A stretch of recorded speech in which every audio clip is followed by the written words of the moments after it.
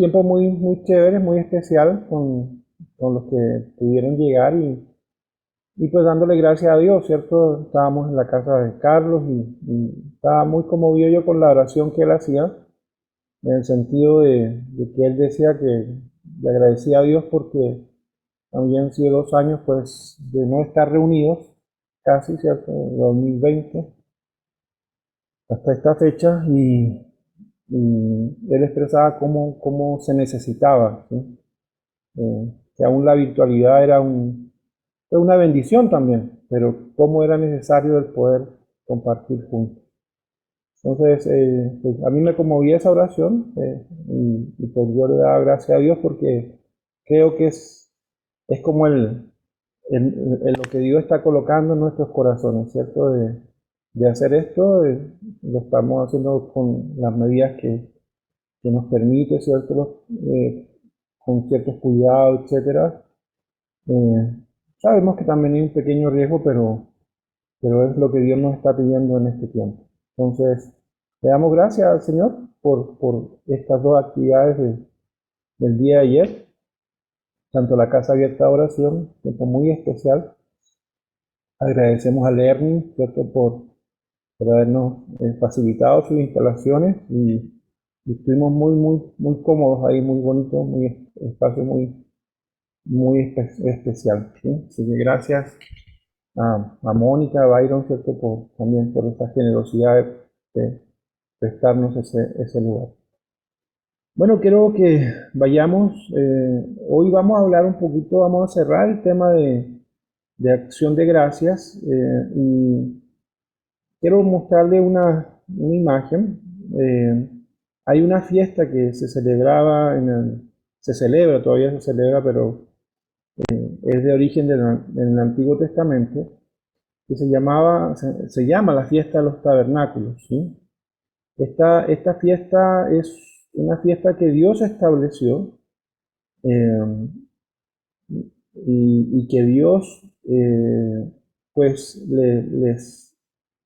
les colocó al pueblo de Israel con una motivación, con un propósito especial. Esta fiesta está establecida, ¿cierto?, en el libro de Levítico, del 23 al 34 al 43. Usted lo puede buscar después con tiempo, pero que también se resume en Segunda Crónicas 8:12, que lo tengo aquí, dice. Dios le estaba hablando al pueblo de Israel y dice, 3 veces cada año aparecerá todo varón tuyo delante de Jehová tu Dios, en el lugar que escogieres. En la fiesta solemne de los panes sin levaduras, la primera fiesta, en la fiesta solemne de la semana, la segunda, y en la fiesta solemne de los tabernáculos. Y ninguno se presentará delante de Jehová con las manos vacías. Y hablando de esta fiesta, ¿cierto? Levítico 2 también habla un poquito cómo debía ser esa ofrenda o lo que trajeran. Dice, como ofrenda deberán traer harina de la mejor calidad para que ustedes se acuerden que yo les doy todas las cosas. Bueno, la fiesta de los tabernáculos, ya como cuando la describimos, ¿cierto? O buscamos la descripción, usted puede buscarla si quiere en Google, está ahí muy detallada. Dice que la fiesta de los tabernáculos era una fiesta establecida por Dios donde los israelitas tenían que subir, en este caso a Jerusalén. También se le conocía como la fiesta de la segunda cosecha o la fiesta de Sukkot actualmente o la fiesta de las cabañas, ¿sí? Um, y esta fiesta básicamente, ¿cierto? Era una fiesta establecida por Dios. Más o menos estaba en la segunda semana, la primera o segunda semana de octubre. Ese era más o menos el calendario nuestro donde se ubicaba esta fiesta. Y entonces, en esta fiesta, básicamente el pueblo de Israel pues volvía, hacían sus enramaditas, sus cabañitas como de ramas, ¿cierto? Y ahí permanecían durante 7 días, una fiesta que se les celebraba durante 7 días. Y básicamente lo que recordaban primero era que Dios lo había sostenido en el desierto cuando les tocó vivir en carpa y eran muy limitadas sus recursos después de haber salido de Egipto, pero también establecían, ¿cierto?, que ellos llevaran y comieran al templo, llevaran lo mejor de los frutos de su cosecha, lo compartieran, y también, ¿cierto?, ese tiempo era para compartir en familia, ¿sí? Estar en familia. Entonces era una fiesta muy especial, ¿sí? Sería el equivalente para nosotros lo que en este tiempo, ¿cierto?, se celebra mucho en Estados Unidos, lo que también es el Día de Acción de Gracias, ¿sí? Entonces, y cerrando este mes que hemos estado hablando, a mí me pareció muy chévere o muy ad hoc compartirles esta particularidad, ¿cierto? Que se ajusta a lo que estamos hablando en esta semana.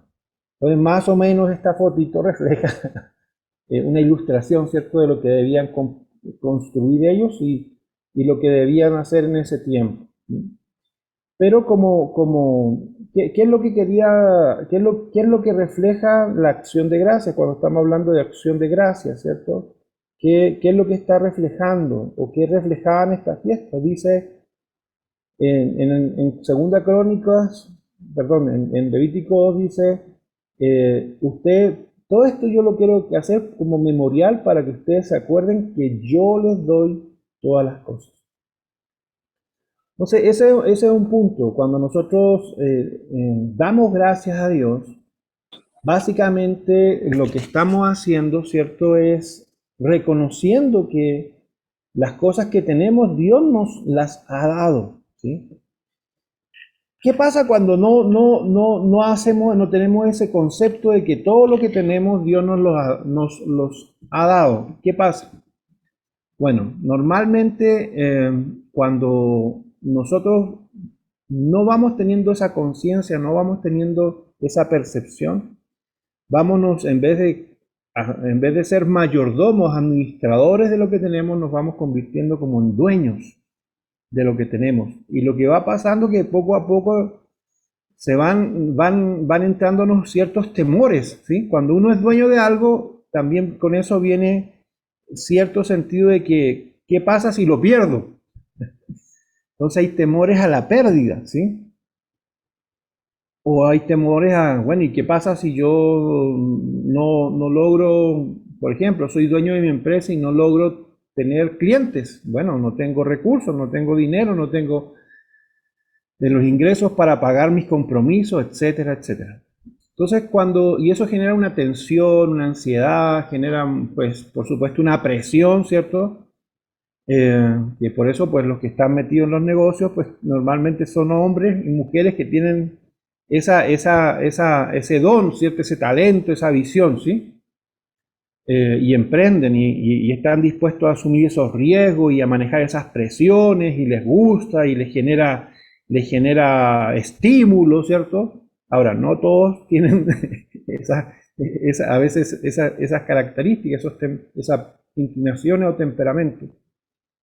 Pero volviendo al punto, entonces, es el dar acción de gracias. Dios lo estableció como un memorial, como un recordatorio que todo lo que ellos tenían, todo lo que ellos podían incluso producir por el fruto de su trabajo, el talento de sus manos, habían sido puertas abiertas por Dios, habían sido posibilidades puestas por Dios.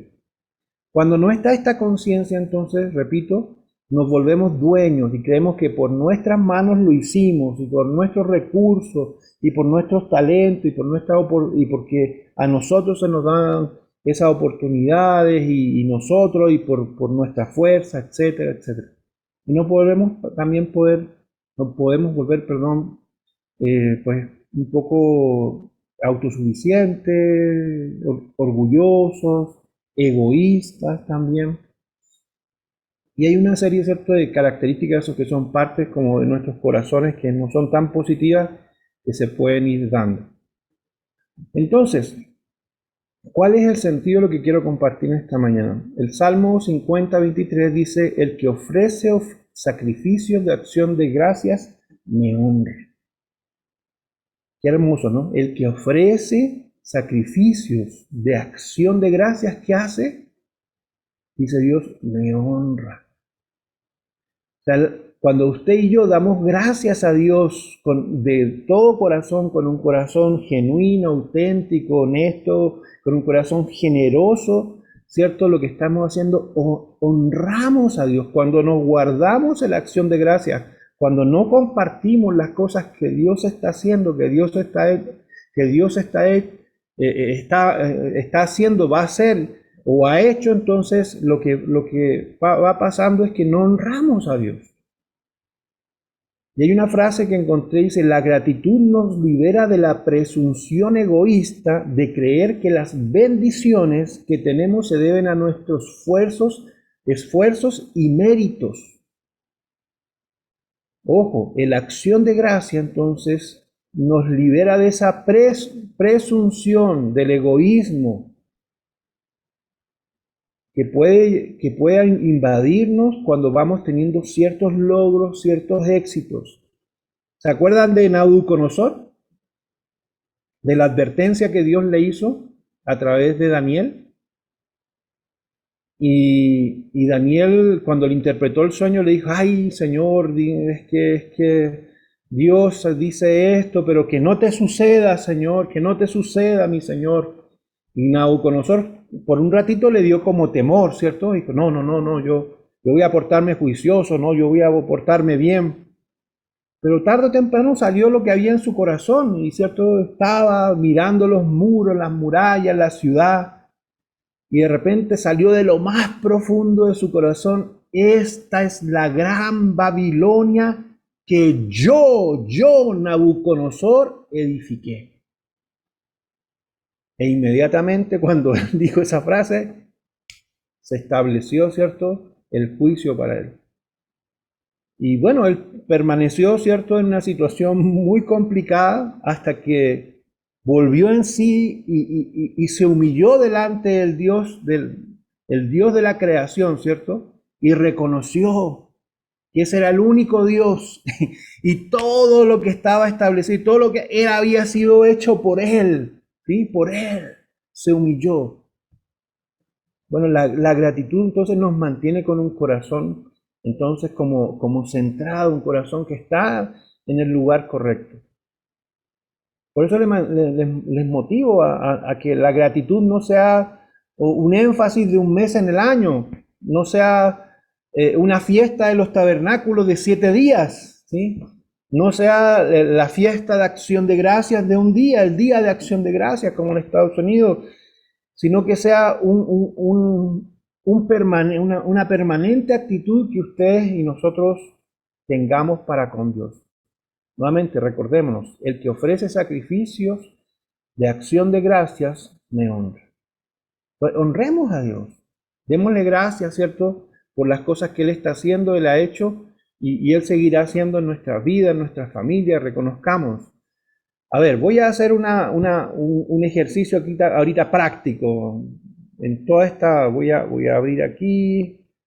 La pregunta está aquí. ¿Cuál es la voluntad de Dios para con nosotros? Esa es la pregunta. Voy a terminar de compartir pantalla y voy a abrir aquí ya, voy a quitarme de este destacados. Y ahora estoy con todos ustedes aquí en esta sala. Espero que estén aquí. La verdad, solo veo nombres y cámaras cerradas, pero espero que estén aquí. Pero viene la pregunta, entonces, voy a hacer dedocráticamente, para que no esperar que ustedes me respondan. Voy a dedocráticamente preguntar. Juan Carlos Solina Alvarado, ¿cuál es la voluntad de Dios para con nosotros? A ver. Buena, agradable y perfecta. Eso, Lina, eso, bueno, dame presente. Bueno, Lina, muy bien. Esas son características de la voluntad de Dios. A ver, aquí, porque vi a Marta Julia. Marta Julia. Buenos días, Marta Julia. Ahí por ahí te vi abriendo la cámara. A ver, cuéntanos, ¿cuál es la voluntad de Dios para con nosotros, Marta Julia? Buena, agradable y perfecta. ¿Sabes? Tan copy-paste, tan Moroni, copió, César, a ver César, que también lo vi abrir la cámara por ahí. ¿Cuál es la voluntad de Dios para con nosotros? Dice, no, la buena voluntad de Dios es agradable y perfecta. Bueno, la buena voluntad de Dios es agradable y perfecta. GD, buenos días. ¿Qué tal? Buenos días, Bienvenido. mucho gusto. Para mí es amar y servir al prójimo como a mí mismo. Perfecto, perfecto. Gracias, gracias, gracias. Bueno, todas estas respuestas están bien, están correctas, ¿sí? No voy a decir que están, pero hay una definición bíblica y se las voy a compartir ahorita que está basada en un pasaje bíblico. Por eso de ahí nació mi pregunta, ¿cierto? De ahí nace mi pregunta. Vamos a buscar, bueno, se los voy a colocar aquí. La pregunta era, ¿cuál era la voluntad de Dios para con nosotros? Por ahí Moroni lo dijo, o medio lo tocó, ¿cierto? Primera de Tesalonicenses 5, del 16 al 18, dice así, estad siempre alegres, oren sin cesar y den gracias a Dios en toda situación, porque esta es la voluntad de Dios, ¿cierto? La voluntad de Dios para con ustedes en Cristo Jesús. Bueno, aquí hay varias cosas que están contenidas dentro de este pasaje, que es muy breve, pero también es muy preciso. Dice, estén siempre alegres. O sea, Dios espera que su gozo sea el que esté siempre en nosotros. También Dios espera que nosotros seamos hombres y mujeres de oración, que oremos sin cesar, ¿sí? Porque la oración lo que nos recuerda es nuestra dependencia de Dios, que necesitamos a Dios, ¿cierto? Que Dios está con nosotros, no te dejaré, no te desampararé, pedir y se os dará, etc. Y en tercera situación que Dios nos dice cuál es su voluntad, es que nosotros tengamos siempre un corazón agradecido, den gracias a Dios en toda situación, porque esta es la voluntad de Dios para con ustedes en Cristo Jesús. Entonces, es bien importante esto. Nosotros a veces hay ciertas situaciones donde nos es más fácil dar gracias a Dios. Y hay ciertas situaciones donde no nos es tan fácil dar gracias a Dios. Y vamos a compartir un par de historias donde esta situación se da. Otro examen. Desnudo salí del vientre de mi madre y desnudo saldré de este mundo. El Señor dio y el Señor quitó. Sea alabado el nombre del Señor. Voy a saber ¿quién dijo esto? Job. Eso, bien, bien, Sammy. ¿Y quién más? Por acá, María Cristina. Job.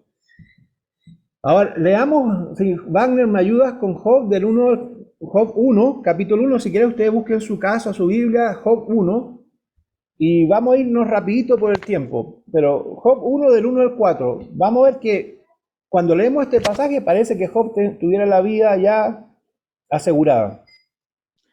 Dice, hubo en tierra de Uz un varón llamado Job, y era este hombre perfecto y recto, temeroso de Dios y apartado del mal. Y le nacieron 7 hijos y 3 hijas. Su hacienda era 7,000 ovejas, 3,000 camellos, 500 yuntas de bueyes, 500 asnas y muchísimos criados. Y era aquel varón más grande que todos los orientales. E iban sus hijos y hacían banquetes en sus casas, cada uno en su día, y enviaban a llamar a sus 3 hermanas para que comiesen y bebiesen con ellos.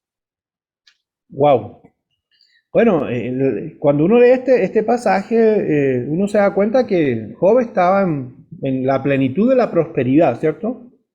Estaba básicamente con su vida económica asegurada. Dice que tenía tantos miles de ovejas, tantos miles de bueyes, tantos miles de asnas, tantas miles de camellos. Tenía muchos trabajadores que trabajaban en cada una de estas áreas o empresas. Hoy sería Job un empresario, ¿cierto? Que tiene una empresa con muchas, o que tiene varias empresas y que todas las empresas que está teniendo, todos los emprendimientos que está teniendo, le está yendo muy, pero muy bien. O sea, mejor dicho, se metió a vender, no sé, mascarillas y le fue bien. Se metió a vender tecnología y le está yendo espectacular. se metió a comercio, no sé, a infraestructura, bienes raíces, y le está yendo muy bien. Entonces, Job tenía muchos negocios, tenía muchos emprendimientos, y en todo estos emprendimientos le estaba yendo excelente. ¿Cómo era la vida de sus hijos? Los hijos de Job estaban, dice, mejor dicho, celebrando, ¿cierto? Disney, Cancún, Roatán, mejor dicho, los hijos de Job celebraban, ¿sí? Y invitaban a sus hermanas, y vamos, y cumpleaños, todo lo que usted se imagine, fiesta, no faltaba.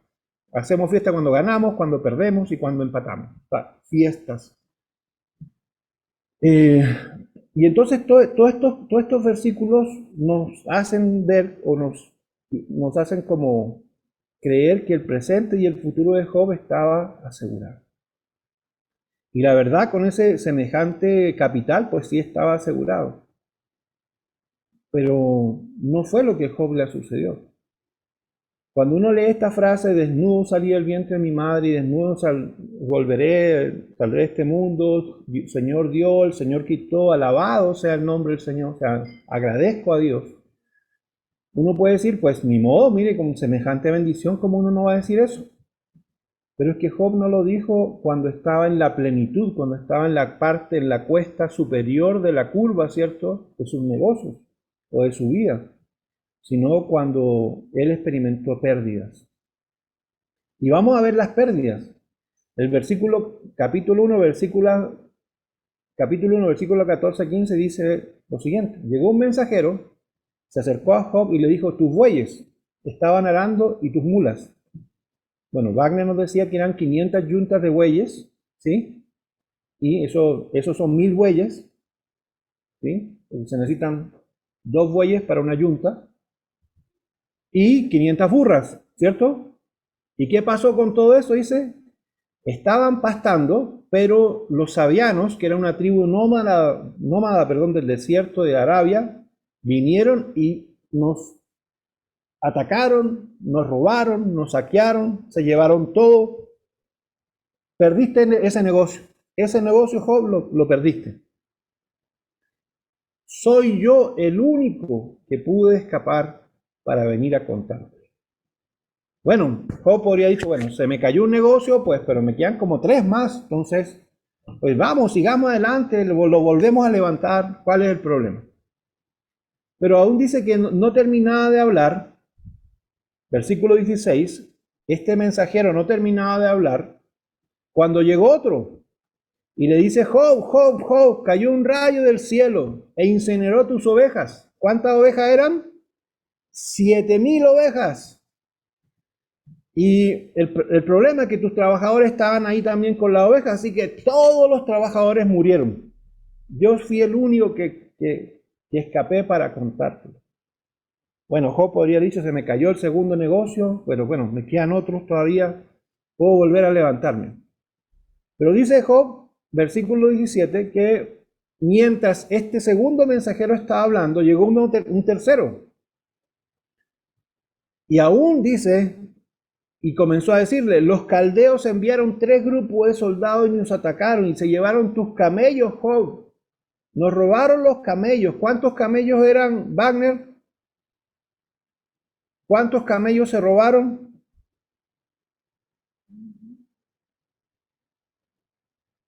Y mataron a todos tus servidores a filo de espadas. ¿Cuántos camellos eran? A ver, los que tienen la Biblia abierta ahí. 3000. 3000 camellos. Se llevaron todo. Entonces, yo soy el único que pudo escapar, Job.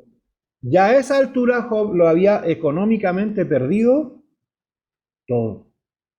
Pero Job podría haber dicho, bueno, Señor, tranquilo, yo esto lo levanté con mis manos, con mi fuerza, con la ayuda del Señor, y ahora tengo mis hijos y tengo un montón de hijos y un montón de hijas, entonces vamos a poder levantar esto otra vez. Nos va a costar, pero lo vamos a hacer, porque Dios está con nosotros, ¿sí?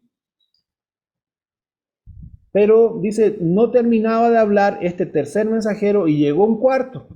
Y este cuarto le dice, tus hijos y tus hijas estaban comiendo y bebiendo, estaban juntos, estaban celebrando. en la casa de tu hermano, del hermano mayor, de tu hijo mayor. Pero vino un fuerte viento y destruyó la casa, y la casa cayó sobre todos tus hijos y tus hijas, y todos murieron.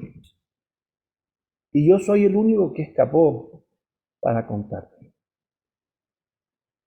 Bueno, a esa altura entonces Job había entendido que lo había perdido humanamente todo.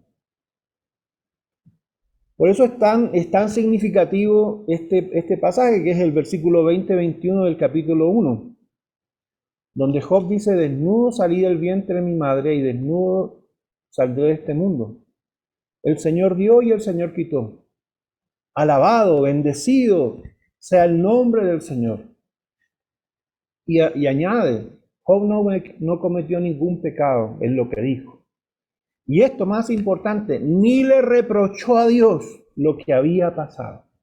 Ni le reprochó a Dios lo que había pasado. Dígame si usted y yo, cuando las cosas no nos salen como queríamos, o como habíamos planificado, o como pensábamos que debían salir, no es que en ocasiones sale de nosotros reproche, queja, enojo, duda, frustración. ¿O será que solo a Job le pasaba? ¿Sí? Dice que seguramente Job se tiene que haber preguntado por qué está pasando todo esto. Bueno, los amigos de Job tenían una tesis: Job pecó. Y Job decía: pues no, yo no tengo ningún pecado consciente para que me pase tal calamidad. Pero aun cuando él no entendía, o no tenía una respuesta clara de por qué estaba viviendo, por qué estaba pasando esto, por qué todas estas pérdidas, dice que aún así él no le reprochó a Dios, no se quejó contra Dios, no renegó contra Dios.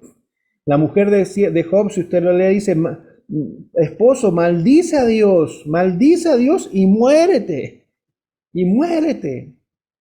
Y eso era el consejo de la esposa de Job. Y Job decía: no puedo hacer eso. El Señor dio, el Señor quitó, bendito sea el nombre del Señor. Desnudo vine y desnudo me voy a ir. Yo no voy a maldecir a Dios. No le voy a reprochar a Dios, no me voy a quejar con Dios. Al contrario, aunque no lo entienda, voy a agradecer.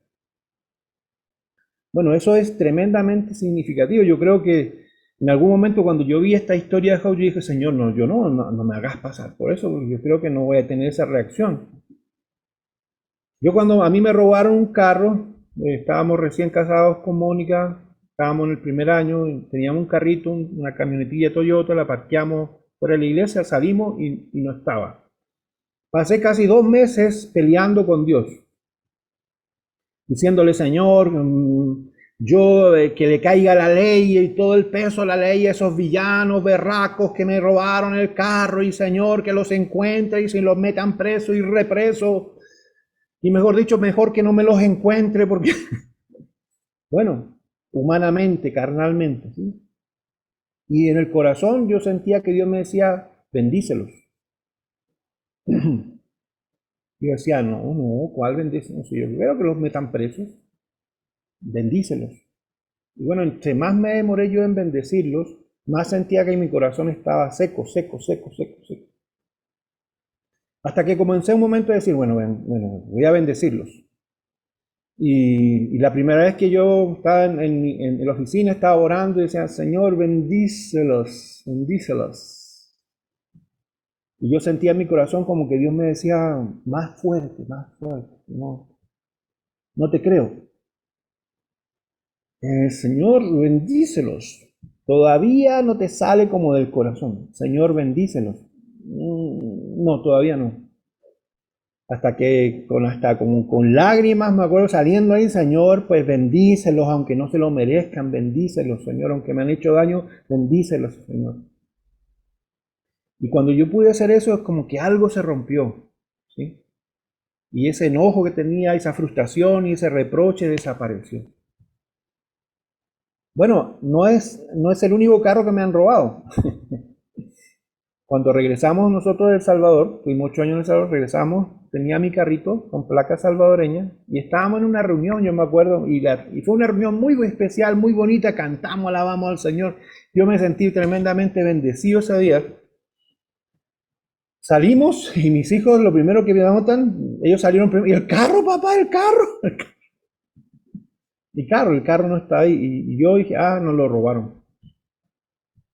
Y pues nos fuimos inmediatamente a la policía a dar parte. Y la persona que me acompañó decía, don César no está enojado, no está molesto. Y yo me recordaba lo que me había pasado años atrás con el otro carro y decía, no vale la pena. No, ya los bendije, ya que el Señor los bendiga y que ahí vea qué hacen con el carro. Y si el carro aparece, está bien, y si el carro no aparece, pues también está bien. Ni modo. Ya no puedo hacer nada. Y si me enojo, me da peor. Entonces, ya aprendí la lección, ¿sí? Aprendí la lección. Ahora, ¿qué hace usted? ¿Cómo reacciona usted cuando las cosas no salen como usted quiere? O al revés, completamente al revés. ¿Sale acción de gracias? Un segundo caso, le traje el caso de Job y usted decía, pero yo no soy como Job, a mí me pasa, yo llevo 10 años amargado y enojado con alguien que me dañó. Bueno, voy a contarles otra historia para que ustedes no se sientan culpables o no se sientan mal porque Job, usted no tiene la actitud de Job. Otra historia que encontramos en la palabra, en la Biblia, es la historia de Ruth. La encontramos y de Noemí. La encontramos en el libro de Ruth, capítulo 1. No le voy a poder leer todo el capítulo 1 por tiempo, pero quiero leer el versículo 20 que tengo aquí. Este es Ruth 1:20. Y aquí está hablando Noemí.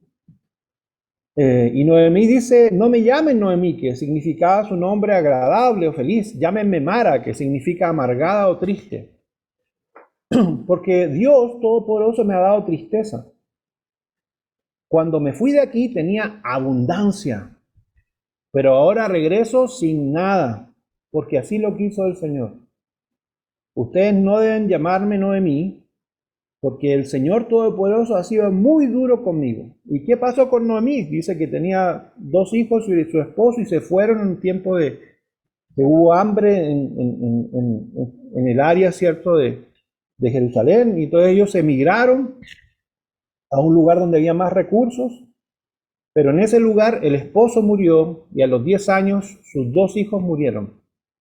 Y entonces Noemí quedó, ¿cierto?, pues desvalida, quedó desamparada. Y lo único que le quedaba era regresar. Entonces ella regresa a su tierra. La gente la ve y dice, Noemí, Noemí, regresó Noemí. Cuando la gente estaba feliz por ver a Noemí, Noemí los calló, los silenció todos, dijo, por favor no me llamen Noemí. No me llamen feliz, no me llamen agradable, llámenme amargada, llámenme triste. Yo no soy una mujer feliz, yo no soy una mujer agradable, yo soy una mujer amargada, soy una mujer triste. ¿Por qué? Porque lo he perdido todo. Y Dios ha sido duro conmigo. Entonces Noemí había endurecido su corazón para con Dios por todas las situaciones, por todas las pérdidas. Ella no había tenido la actitud por supuesto, de Job, ¿cierto? El Señor dio, el Señor quitó, bendito sea el nombre del Señor. Al contrario, dice que ella estaba amargada y lo estaba haciendo público. El Señor ha sido duro conmigo y el Señor me ha dado tristeza. Él me ha hecho estar con esta actitud por causa de Dios. Yo estoy así. Este era el plan de Él para mí, que yo perdiera a mi esposo y mis hijos. Entonces yo he decidido amargarme. Bueno, la pregunta entonces que tengo para ustedes es, ¿qué personaje lo refleja más a usted o a mí? ¿Noemí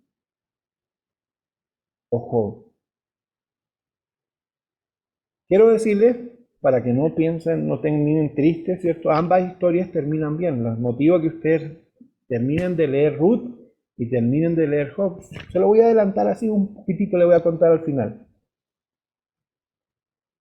La última frase de Job dice, que cuando Job empieza a ver todo su proceso, ¿cierto?, de trato, con estas pérdidas, con después pierde su salud incluso, y después tiene a sus amigos diciéndole, tú pecaste, y él dice, no, yo no pequé, yo no pequé, yo no pequé. Hasta el final Job reconoce, dice, de oídas te había oído, pero ahora mis ojos te ven. La conclusión de Job es, fruto de esta calamidad, Dios, yo te he conocido más.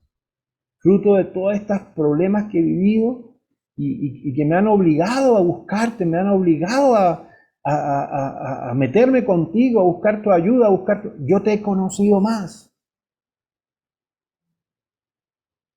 Bueno, no se preocupen, Noemí no terminó mal, terminó bien. Dios tuvo compasión de ella, misericordia, porque Dios no nos da lo que merecemos, Dios nos da lo que no merecemos.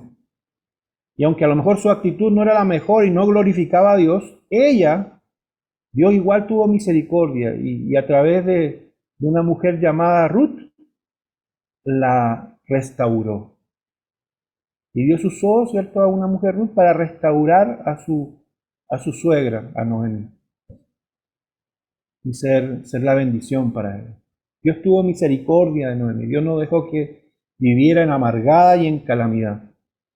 Dios la restauró, la ayudó, pero no fue porque ella tuviera la actitud correcta, ni porque tuviera fe en Dios, ni porque esperara a lo mejor en Dios.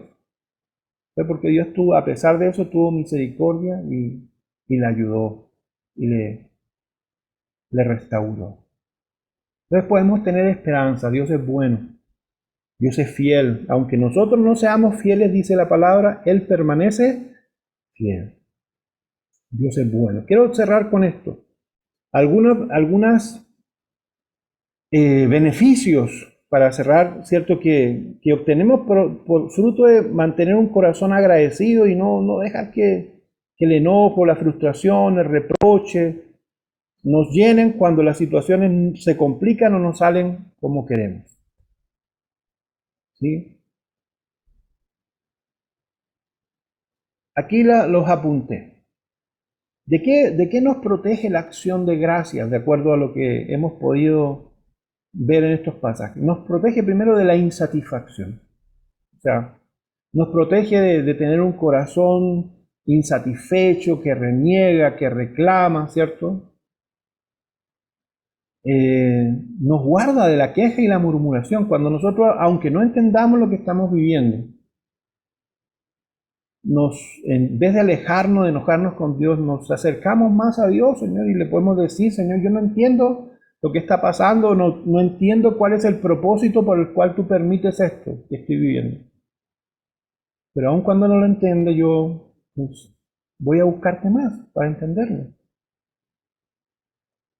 El mantener un corazón agradecido nos ayuda a mantenernos centrados en Cristo en medio de las pruebas. ¿Por qué? Porque entendemos que Jesucristo, no se baja de la barca cuando hay tormenta.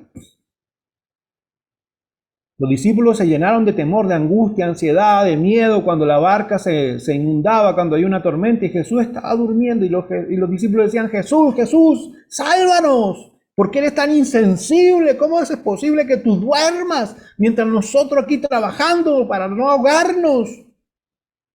Me imagino que ese era el corazón de los discípulos, aunque solo le dijeron, Jesús, sálvanos. Y él se levantó, miró, si está el mar está picado, ¿no? Está el tormento. Pero bueno, ok. Y entonces pronunció y mandó al mar calmarse, a los cielos calmarse, y se despejó, y los discípulos quedaron, ¿cómo es que aún el mar y el viento y todo lo obedecen? Bueno, el ser agradecidos en medio de las dificultades nos permite mantener los ojos puestos en Jesús, el autor y el consumador de la fe que tenemos. Él es el que nos da La fe, el que nos hace tener una vida con propósito. Mire, usted puede tener su empresa y sentirse sin propósito. Puede tener el sueldo más alto y tener sin propósito. Puede estar sacando, no sé, estudiando en el colegio, en la universidad, los muchachos aquí y sentirse sin propósito. Dios, Jesús, es el que nos ayuda a encontrar ese propósito en lo que hacemos y no sentirnos desgraciados, sentirnos frustrados en el trabajo que estamos y maldito trabajo y maldita familia y mejor dicho, maldecimos todos. Nosotros teníamos un discípulo en El Salvador, un joven que decía, basura, basura, la vida es una basura, todo es una basura, yo soy basura, todo es basura. Y no lo decía de boca de dientes, lo creía. Y poco a poco él aprendió a no verse como basura y después entró a la universidad a estudiar la carrera más difícil que había, ingeniería mecánica. Y aprendió a ver a su familia no como una basura. Porque eso es lo que Dios hace, nos ayuda a quitar los ojos de cómo nosotros vemos las cosas y nos ayuda a ver las cosas con los ojos de Cristo.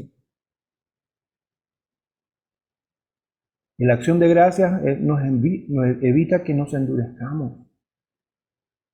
Es el reclamo de Dios para el pueblo de Israel. Sus padres endurecieron su corazón para conmigo y se quejaron y murmuraron contra mí. Y aunque yo soy un Dios bueno, ellos dijeron que yo era malo y que yo los había sacado de Egipto para traerlos a morir al desierto. ¿Cómo yo voy a hacer así si yo soy un papá? Bueno, la acción de gracias evita que endurezcamos nuestro corazón.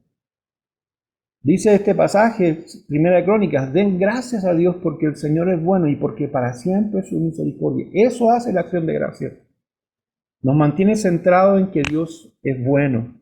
Nos permite tener un corazón satisfecho. La palabra insatisfacción viene de una palabra hebrea la palabra satisfecho viene de una palabra hebrea que es saba, que significa tener suficiente, estar lleno, estar saciado.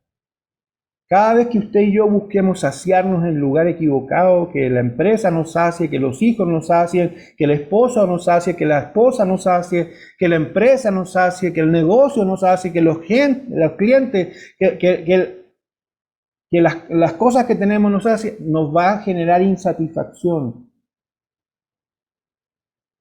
Cuando buscamos nuestra satisfacción en el lugar equivocado, no solamente estamos condenados al fracaso, estamos condenados a la insatisfacción. Nos convertimos emocionalmente dependientes de esas cosas en las cuales buscamos satisfacción. Llámense personas, llámense objetos. Porque buscamos extraer nuestra felicidad a través de ellos. Bendita bendición que usted tenga una casa, que tenga un carro, que tenga un empleo, que tenga un hogar, una familia. Pero si usted busca en eso encontrar satisfacción, tarde o temprano eso se va a transformar en una carga. Pero cuando usted mantiene eso en el lugar correcto y dice, gracias Señor por esta familia, gracias Señor por este empleo, gracias Señor por esta empresa, gracias Señor por esta profesión, gracias Señor por estos hijos, gracias Señor por esta esposa, este esposo, usted va a mantener su corazón en el lugar correcto. Porque lo que está viviendo, lo que está teniendo no va a ser un final, no va a ser un fin, va a ser simplemente un medio. Va a ser una añadidura. Dios dice, con esto termino, busquen primero el reino de Dios y su justicia y todo lo demás les será añadido. Pero cuando usted no busca eso, entonces usted busca la añadidura, pero la añadidura no le produce satisfacción. Puede satisfacerle por un ratito. Conquisté el Everest. Y después usted cuando conquista el Everest dice, bueno, ¿y ahora qué? Porque así es el corazón del ser humano. El corazón del ser humano siempre va a querer un poquito más. Un poquito más. Pero cuando Dios nos llena, no necesitamos ese poquito más. En Él encontramos entonces ese contentamiento. Y Dios nos enseña a ser agradecidos con lo que tenemos ahora y disfrutar lo que tenemos ahora. Y si el Señor nos añade más, pues gracias, Señor, es para disfrutarlo. Y si por ahí unas vacas flacas, pues gracias, Señor. Nos vamos a ajustar, Señor. Pero tú vas a ser nuestra fuente de satisfacción, no las cosas que nos das. Señor, gracias por este mes que tú nos has enfatizado, el que seamos agradecidos contigo, Señor. Nos has enfatizado en que busquemos nuestro contentamiento en ti, Señor. Nos has recordado, Señor, que las cosas que tenemos no son por nuestros esfuerzos personales, o por nuestra mano, o por nuestros talentos. Sí, tú nos has dado oportunidades, nos has dado recursos, pero la fuente de nuestra bendición no somos nosotros, ni las personas que nos rodean, eres tú, el que nos ha dado, Señor, todo lo que tenemos. No permitas que nuestros corazones se endurezcan, Señor, se envanezcan cuando estamos experimentando bonanza, cuando todo va bien. Manténnos con un corazón, Señor, centrado, un corazón que siempre se está recordando a sí mismo que la fuente de bendición eres tú. Perdónanos, Señor, porque a veces nosotros cavamos cisternas y buscamos agua en vasijas que están rotas. Buscamos satisfacción en un empleo, en una empresa, buscamos satisfacción en una relación. Buscamos satisfacción, Señor, en personas, Señor, en que nos aprueben, en que encontremos aprobación, Señor. Y si eso está, qué maravilloso, pero si no está, entonces, Señor, tú eres nuestra fuente de bienestar, Señor. Cuando nos reprueban, cuando no están de acuerdo con lo que nosotros pensamos o creemos. Tú eres nuestra fuente de satisfacción cuando perdemos un cliente, un empleo por ser honestos, por reflejar el carácter de Cristo, por decir la verdad. Tú eres nuestra fuente de satisfacción, Señor, cuando un esposo falla, una esposa falla, cuando un hijo falla, una hija falla. Tú eres nuestra fuente de satisfacción, Señor. Cuando todo falla. Gracias, Señor, porque tú eres el manantial. Tú eres la fuente de agua que no se agota, que no se seca. Tú le dijiste a la mujer samaritana que tenías un agua, que si ella bebía, ella iba a ser saciada, iba a ser llena, se iba a sentir plena, y ya no iba a andar buscando saciarse en relaciones, en buscar aprobación en los hombres. No iba a saltar de una relación a otra, como las 5, las 6 que había tenido. Iba a sentirse plena.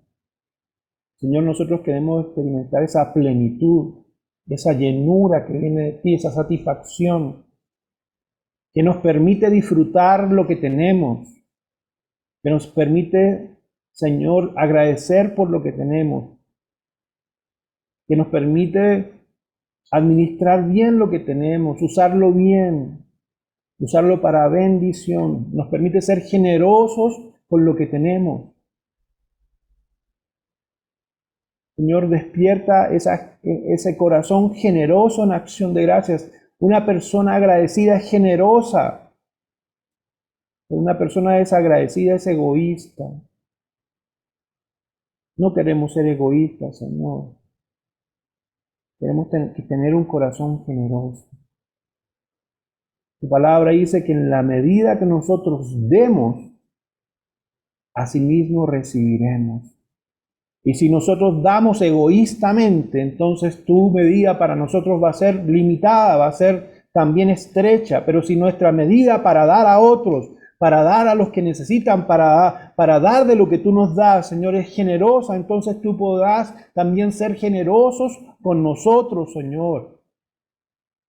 Porque así como nosotros damos, así mismo recibimos, dice tu palabra.